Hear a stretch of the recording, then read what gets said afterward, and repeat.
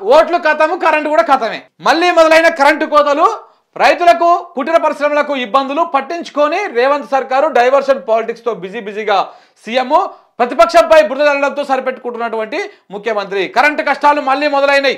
మొన్నటి వరకు ఎన్నికల వాతావరణం కావడంతో సర్కారు కోతలకు దూరంగా ఉంది.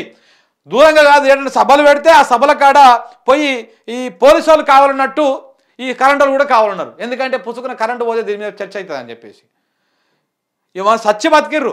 ఇక ఎన్నికలు అయిపోయినాయి, డబ్బాల ఓట్లు పడ్డాయి, మొత్తం కరెంటు కోతలు స్టార్ట్ అయిపోయినాయి. తెలంగాణ వ్యాప్తంగా ఏడ చూసినా మళ్ళా కోతలే. గ్రామాల్లో, టౌన్లో విద్యుత్ సమస్యలతో జనం ఇబ్బందులు పడుతున్నారు.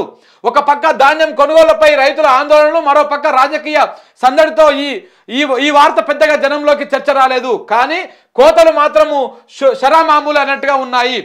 సీఎం సారేమో కరెంటు కోతలు లేవు, విద్యుత్ శాఖలో కావాలని పవర్ కట్ చేస్తున్నారంటూ ముచ్చట్లు చెప్తున్నారు.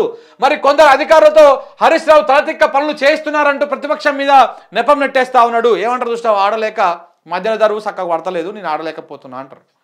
ఇంకా పచ్చగా చెప్పాలంటే మంగళవారం ముచ్చట్లు చెప్తున్నాడు రేవంత్ రెడ్డి. చేతగాక మంగళవారం ముచ్చట్లు చెప్తా ఉన్నాడు.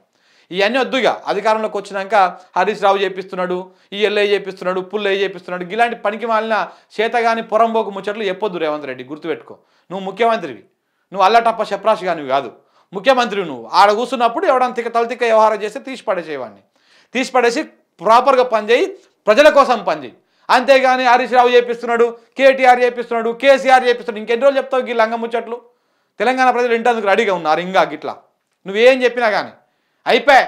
ఈ తెలంగాణ చరిత్రలోనే, ఈ దేశ చరిత్రలోనే 100 రోజులల్లో నీ మీద వచ్చినంత వ్యతిరేకత ఎవరి మీద రాలే. ఇది వాస్తవం.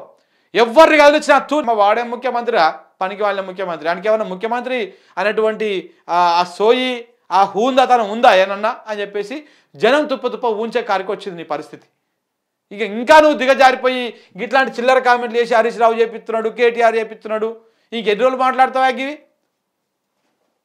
మొత్తం నీ రెడ్డి రాజ్యంలో మొత్తం రెడ్లందరూ దోసుకొని తింటున్నారు, జనాలని దోసుక తింటున్నారు. ఏ విధంగా తింటున్నారో కూడా అర్థమవుతూనే ఉంది ఇప్పటికీ.